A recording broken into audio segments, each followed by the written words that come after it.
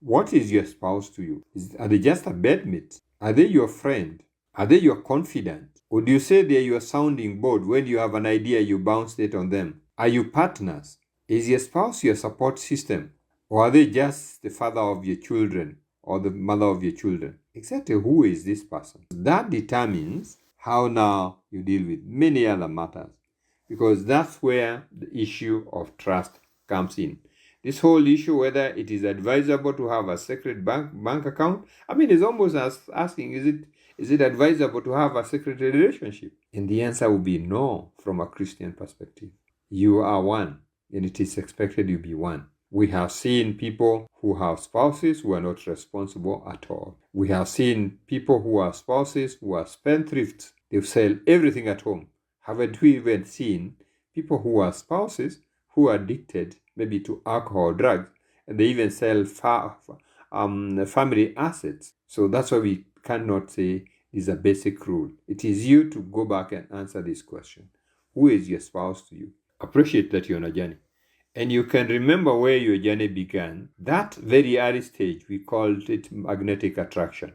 You are so attracted to each other that nothing counted other than you being with each other.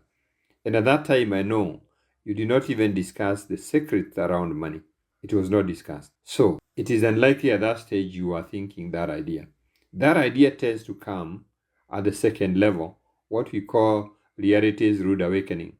That time when you start realizing this person is different, they even have flaws. They have things you don't like. You might not like the way they dish out money to other people. They give it all and you people are left with nothing. And that's when you start saying, oh, maybe I need to set aside something. Again, that's when you get to know each other. Before you get to stage 3, and you remember stage 3 was I love you, change now. Trying to change an adult, very, very possible. In stage 4, we say it is called surrender and acceptance. You have seen, you've learned them, you have accepted the reality, and now you've surrendered. And it is at that time, yes, you can actually decide, I think I will have to see how to handle issues differently.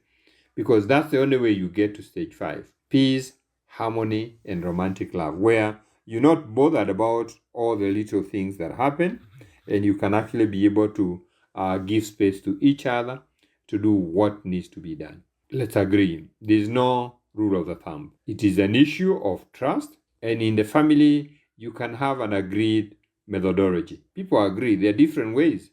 There are people who run joint accounts. There are people who actually share responsibilities. There are people who say, okay, this is what you handle, this is what I handle. But remember to protect your offspring. But by keeping away from each other, we stand a risk. I'm sure you might have had a government body called Unclaimed Financial Assets Authority, because there's a nice law in this country. If the bank is holding money for 2 years and they can't trace who the owner was, they have to surrender it to that government body.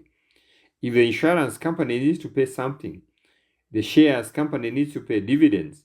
If the circle has money and the owner is nowhere to be found, it might be surrendered to that organization.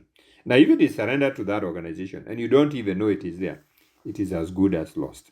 And that is why, whatever the reality, if you can actually sit and discuss the solution and find a solution, you're not going to find somebody who's going to recommend keep a secret account as a way of doing things. But again, looking at your own circumstances, and I've said there are adverse situations people go through, maybe that is something you might want to consider.